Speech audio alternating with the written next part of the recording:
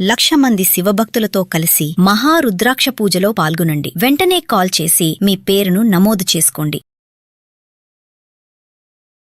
నమస్తే, welcome back to Suman TV. Present మనతో పాటు ఉన్నారు అనలిస్ట్ మందర్ కృష్ణారెడ్డి గారు. నమస్తే సార్. నమస్తే అమ్మా. సార్, అమెరికాలో ఉంటున్నటువంటి మన ఇండియన్ ఏజెంట్ చేసినటువంటి ఒక స్కామ్ వల్ల మరి 1000 మంది భారతీయుల బర్త్ రేట్ సిటిజన్షిప్ అనేది ఇప్పుడు ఒక డేంజర్లో పడిందని చెప్పుకోవాలి. అంటే అతను చేసినటువంటి మోసాలు, ఏదైతే ఫ్రాడ్గా వీసా తెప్పించి వాళ్ళని ఇక్కడ తీసుకొచ్చారో, మరి అతను ఇప్పుడు దొరికాడు, అరెస్ట్ చేశారు అతన్ని, చంద్రకాంత్ పటేల్.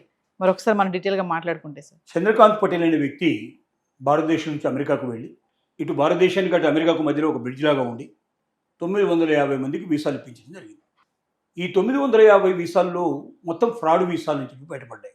అంటే యూ వీసాలు అని పిలుస్తారు వీటిని. వీటి లోపల ఏంటంటే నేర చరిత్ర కలిగిన వాళ్ళకి సంబంధించిన డీటెయిల్స్ అన్నీ కూడా ఒక స్టేట్మెంట్ రూపం లోపల గవర్నమెంట్ సబ్మిట్ చేయాల్సి ఉంది. అంటే ఇంతకుముందు నేరాలు ఉన్నవాళ్ళు కూడా ఎవరైనా ఉంటే కూడా నకిలీ నేర చరిత్రకు సంబంధించినటువంటి రిపోర్టును తయారు చేయించాడు. నకిలీ రిపోర్ట్ అది. అంటే ఒరిజినల్గా పోలీస్ డిపార్ట్మెంట్ నుంచి టోటల్ ఇన్ఫర్మేషన్ అంతా తీసుకొని డిపార్ట్మెంట్ ఆఫ్ పోలీసులో హైయెస్ట్ ఎవరు ఉంటారో వాళ్ళు ఆ స్టేట్లో కానీ ఆ దేశంలో ఉండే వాళ్ళు ఆ రికార్డు ఇస్తారు, గవర్నమెంట్కి సబ్మిట్ చేస్తారు వీసా ఇచ్చే టైం లోపల. ఒరిజినల్ రికార్డు ఇస్తే వీడికి ఎవరికి ఉద్యోగాలు రావు, వీసాలు రావు వీళ్ళకి ఎవరికి. కానీ వీళ్ళందరూ దాదాపుగా వేరే నేర చరిత్ర ఉన్నవాళ్ళు ఒక రకంగా చెప్పాలంటే. సరే, నేర చరిత్ర ఉన్నా లేకపోయినా దానికి అప్లై చేసుకొని ఎంక్వైరీ అంతా చేసేవరకు 2-3 నెలల టైం. ఇండియాలో ఉన్న సిస్టమ్ మనకు తెలిసిన విషయం, చాలా టైం. అందువల్ల ఇతను ఏం చేశాడంటే, మన దగ్గర ఉండేటువంటి సిస్టమే కదా, రబ్బర్ స్టాంపులు వేయడం, సంతకాలు పెట్టడం, ఫోర్జరీగా తయారు చేయడం, అట్లాంటి ఫోర్జరీ పత్రాలు తయారు చేశాడు వాడు. 950 మందికి ఫోర్జరీ పత్రాలు తయారు చేసేసి నకిలీ నేర చరిత్రకు సంబంధించిన రిపోర్ట్లు, ఇన్ఫర్మేషన్ అంతా సబ్మిట్ చేశారు. అంటే వీళ్ళ మీద ఏ రకమైన నేరాలు లేవు, వీళ్ళంతా పర్ఫెక్ట్ పర్సన్సే అని గుడ్ రిపోర్టు పంపించారు. పంపించడం వాళ్ళందరికీ వీసాలు దొరికాయి, వాళ్ళందరూ సెటిల్ అయ్యారు అక్కడ.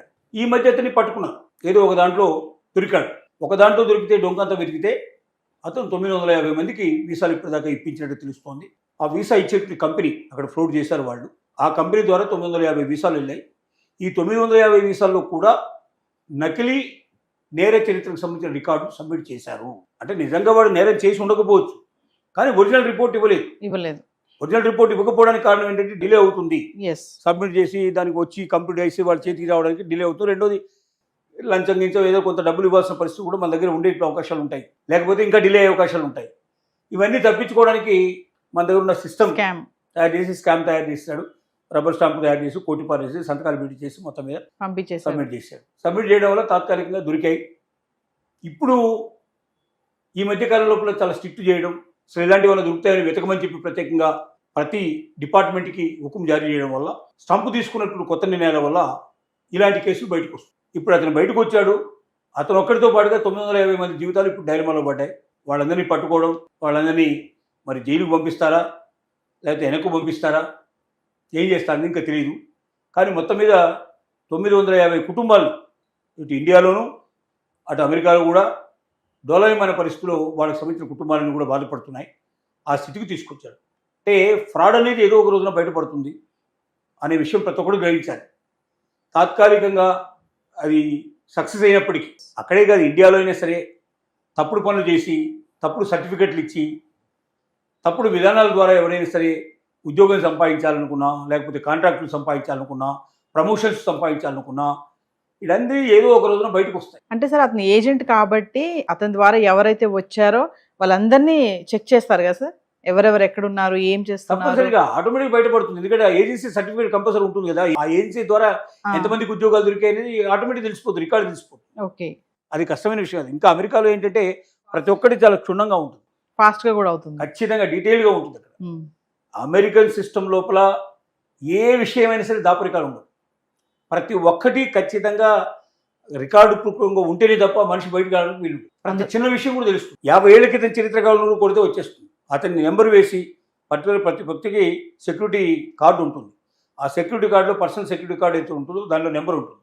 ఆ నెంబర్ కొట్టేసేసి అతని హిస్టరీ ఏంటో చెప్పమంటే మొత్తం హిస్టరీ అంతా చెప్పేస్తుంది. సో అది చాలా ఈజీ అక్కడ తెలుసుకోవడం. మన ఆధార్ కార్డు ఉన్నట్టుగానే ఇంకా మన ఆధార్ కార్డులోనే లొసుగు లోపాలు చాలా ఉంటాయి, అక్కడ అట్లా ఉండవు. వాడికి ఉండే కారు ఉంటే కారు, వెహికల్ ఉంటే వెహికల్, వాటి నెంబర్లతో సహా డీటెయిల్స్ అన్నీ ఉంటాయి దాంట్లో.